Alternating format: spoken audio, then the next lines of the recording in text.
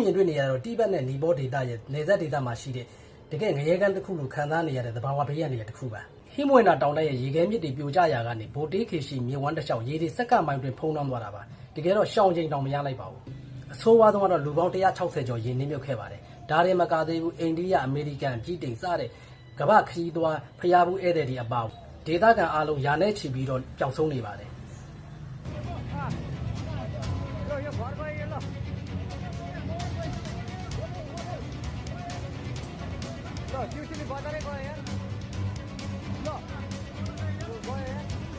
မိုးဆက်လက်သက်ထန်စွာရွာသွင်းနေတာကြောင့်ကယ်တယ်ကြီးတွေကလည်းအခက်ခဲတွေကြားစက္ကန့်မလက်စူးစမ်းပြီးတော့ကယ်တယ်နေကြပါတယ်ပျောက်ဆုံးသွားတဲ့ကမ္ဘာခရီးသွားဧည့်သည်များနဲ့ဖျားဘူးပြည်သူများကို